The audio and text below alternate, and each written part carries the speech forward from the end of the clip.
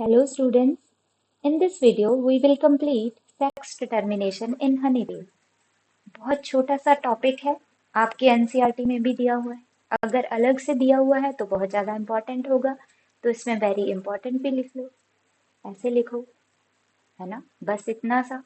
तो इसमें इन्होंने बताया है कि जो हनी बी में सेक्स डिटर्मिनेशन है वो डिपेंड है सेट्स के ऊपर, कि कितने सेट ऑफ क्रोमोसोम उनके पास है।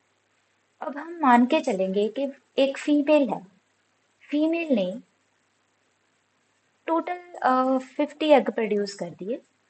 30 हम इधर लिख देते हैं और 20 हम इधर लिख देते हैं। ठीक है, कैसे बने एग ये देख लो। 32 थे क्रोमोसोम और फिर हमने उनमें म्योसिस कर दी। म्योसिस का मतलब क्या होता है? Reductional division. तो 32 से 16 रह गए, 16। तो ये जो 30 क्रोमोसोम है इनमें 16 ही क्रोमोसोम होंगे, इनमें भी 16 ही क्रोमोसोम होंगे। ठीक है, तो 30 वाले अलग से स्पर्म के साथ फर्टिलाइज कर गए। स्पर्म, ठीक है, स्पर्म के साथ क्या हो गए? फर्टिलाइज्ड हो गए। ठीक है, स्पर्म। और ये जो 20 वाले हैं, ये इनके पास कोई स्पर्म नहीं आया। तो जो इसके पास तो 16 का सेट ऑलरेडी था और स्पर्म के पास भी 16 का है, तो ये टोटल फिर से कितने हो गए? 32। समझ आई? एक सेट तो मदर से मिल ही गया था एग में, ठीक है, तो दूसरा कहाँ से मिल गया? स्पर्म से। ठीक है, तो ये कितने हो गए? 32। तो अगर दो सेट हैं क्रोमोसोम के तो वो किस में कन्वर्ट हो जाएगा? फीमेल में। ठीक है, ऑफस्प्रिंग किस में कन्वर्ट हो जाएगा? फीमेल में। अब देखो, ये 20 क्रोमोसोम रह गए, इनकी कोई फर्टिलाइजेशन नहीं हुई।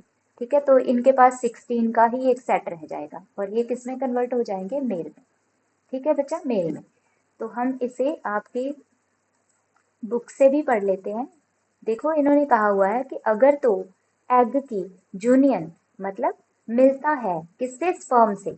अगर तो कोई एग स्पर्म से मिल जाता है, ठीक है, एग के पास कितने क्रोमोसोम है? 16।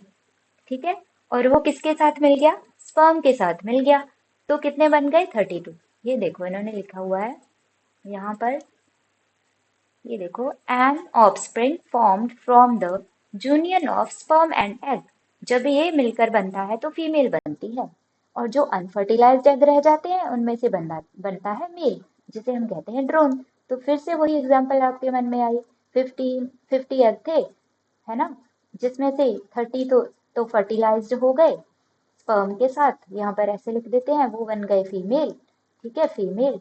और जो 20 थे वो क्या हो गए? अनफर्टिलाइज्ड रह गए। अनफर्टिलाइज्ड, वो किस में कन्वर्ट हो गए? मेल में। ठीक है भाई, अब दोबारा देखो। अब ये फीमेल जो एग प्रोड्यूस करेगी वो किसके साथ करेगी? म्योसिस। और जो मेल प्रोड्यूस करेगा बेटा स्पर्म, ठीक है, वो किसके साथ प्रोड्यूस करेगा? माइटोसिस। क्योंकि माइटोसिस है इक्वेशनल डिवीजन।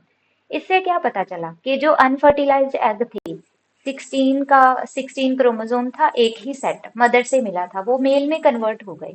ठीक है, कोई रिप्रोडक्शन तो हुई नहीं, तो वहां पर हम उसे क्या कहेंगे? Parthenogenesis, formation of organism without fertilization. वहां पर कोई फर्टिलाइजेशन नहीं हुई, तो उसे हमने कहा पार्थिनोजेनेसिस। ठीक है, तो इस तरह की सेक्स डिटर्मिनेशन को हम कहते हैं हैप्लोडिप्लॉइड सेक्स डिटर्मिनेशन। ठीक है, स्पेशल टाइप की है। और ये वाला जो टेबल है बहुत ज़्यादा इम्पोर्टेंट है, इसे आप कर लें। ठीक है, बहुत इम्पोर्टेंट है। इन्होंने हमें क्रोमोसोम दिए हुए हैं। आपको पेपर में ये भी आ सकता है कि अगर 32 क्रोमोसोम है फीमेल की, तो मेल के कितने होंगे? तो आपने कर देना है हाफ। ठीक है, इस पैराग्राफ में भी ये लिखा हुआ है कि जो मेल के पास हाफ क्रोमोसोम होते हैं, हाफ नंबर ऑफ क्रोमोसोम, और फीमेल के, ठीक है, कंपैरिजन में, तो इसे हम सिस्टम को हैप्लोडिप्लॉइड ही कहते हैं। और इन्होंने ये भी बताया कि जो मेल अनफर्टिलाइज्ड है, जैसे ये वाला एग है, कोई फर्टिलाइजेशन नहीं हुई और ये मेल में कन्वर्ट हो गया, इसका कोई फादर नहीं, इसका कोई फादर नहीं है। ठीक है, लेकिन इसके पास ग्रैंड फादर है। कैसे? क्योंकि ये जो फीमेल है, मदर है इनकी, उन्होंने एक सेट फादर से लिया है अपना क्रोमोसोम का और एक सेट मदर से लिया है। ठीक है, एक सेट उनका फादर से आया, एक सेट मदर से आया। तो ये वाले जो मेल हैं, इनका एक ग्रैंड फादर था ये वाला, लेकिन फादर नहीं है, ये लिखा हुआ है इन्होंने। ठीक है, क्यों भाई फादर क्यों नहीं है? क्योंकि ये अनफर्टिलाइज्ड एग से प्रोड्यूस हुए हैं, इनकी तो कोई फर्टिलाइजेशन नहीं हुई, तो हम कैसे कह सकते हैं इनका फादर है? नहीं, फादर नहीं है। लेकिन ममा तो इनकी वैसे ही बनी है ना, फर्टिलाइज्ड, क्योंकि हमने कहा फीमेल कैसे बनती है? फर्टिलाइजेशन से। तो इनकी मदर किससे बनी? इन्होंने लिया 16 क्रोमोसोम अपने फादर से और 16 अपने मदर से। ठीक है, तो ये वाला जो मेल बना, इसका ये वाला जो फादर है अपनी मम्मा का, वो इसका क्या हुआ? Grand father. तो क्वेश्चन आ सकता है कि जस्टिफाई करें कि मेल जो हनी बी में बनते हैं उनका कोई फादर नहीं होता लेकिन ग्रैंड फादर होता है। ठीक है ना, समझ आए? और इनके भी अपने सन नहीं होते, मेल का अपना कोई सन नहीं होता लेकिन ग्रैंड सन होते हैं, ये भी हो सकता है। ठीक है, ऑपोजिट भी हो सकता है। सो this is all about sex determination in honey bee. बच्चा बहुत ज्यादा इंपॉर्टेंट है और आपको पता होना चाहिए कि जब एग स्पर्म से मिलेगा तब फीमेल बनाएगा, जब एग ऐसे ही रह जाएगा, कोई फर्टिलाइजेशन नहीं हुई, तो वो क्या बनाएगा? मेल।